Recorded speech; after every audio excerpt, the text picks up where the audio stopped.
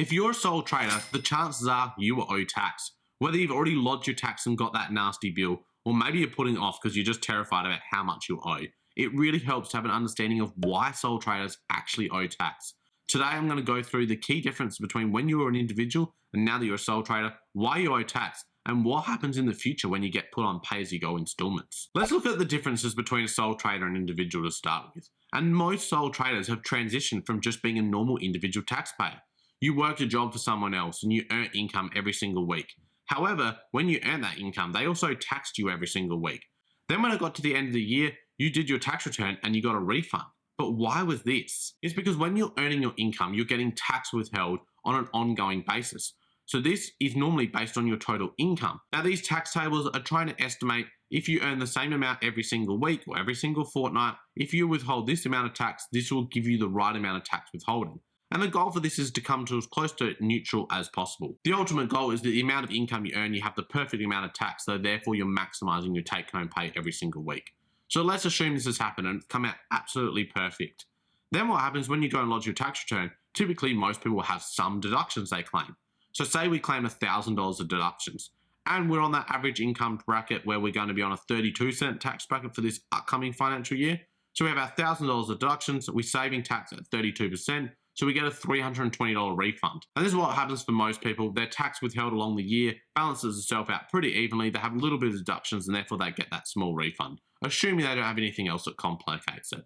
And guess what? One of the things that complicates it is sole trader income.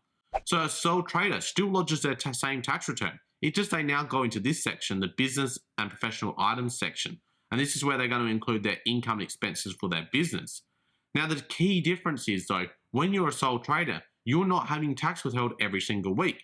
So if you're earning $1,000 a week after your expenses, and you might make $52,000 for the year, but you've paid $0 tax. And this might be compared to someone else that might have paid $8,000 along the way. So the key difference is that you've received the full $52,000, whereas they might have only received $44,000 on an ongoing basis. So that might sound great. You're going, I've received $8,000 more than if I was just working this job.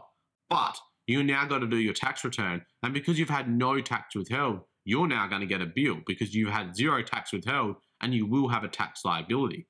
So let's have a look. If we did earn $52,000 for the year, we would have tax of approximately $7,208 on this. Now, because we've had $0 withheld, we're obviously going to receive that full amount as a bill.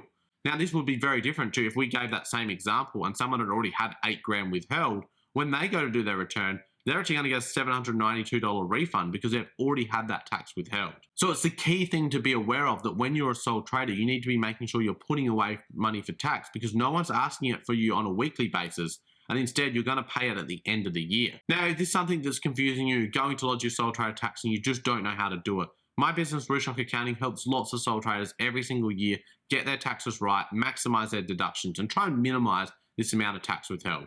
If this is something you're interested, reach out to us via our website. We'd love to help you. Now, most people don't really want to get a large bill every single year.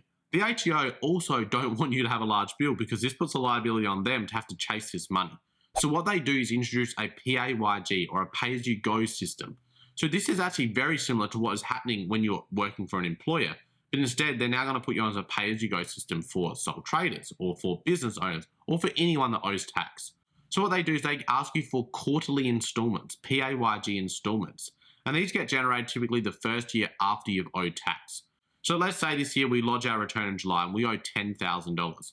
The ATO is now going to want this up front on an ongoing basis for the next financial year. So they assume you're going to owe a similar amount and they go, we want $2,500 every single quarter. So at the end of September, you'll receive a PAYG installment that says we want $2,500 by the end of October. And you'll get this every 3 months thereafterwards. And these are tax credits, so you're paying these towards the next year's tax return. So if we're talking about July and we're talking about we get that installment in July 2024, this is going to be an installment towards your 24/25 tax return. Now it gets to the end of the year and our business has improved a bit and we actually now owe $12,000 in tax. But we've paid $10,000 along the way because we paid $2,500 in each quarter.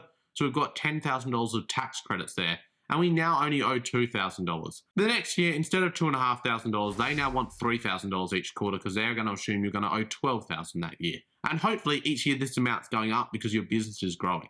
And the key thing to keep in mind when you're a sole trader or when you're any individual taxpayer, the more tax you're paying means you're making more money.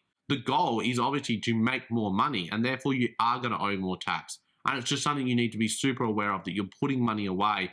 Try and work out, how much tax am I going to owe? What percentage of that is of top line revenue? And therefore put that amount away every time you get income into your account. And that way you're covered when it comes to tax time. One of the ways to ensure that you're minimizing the amount of tax you owe is to maximize the amount of deductions you're claiming. In this video, I go through some of the deductions that small business owners often overlook. I hope you found this one valuable, and I hope to see you over there.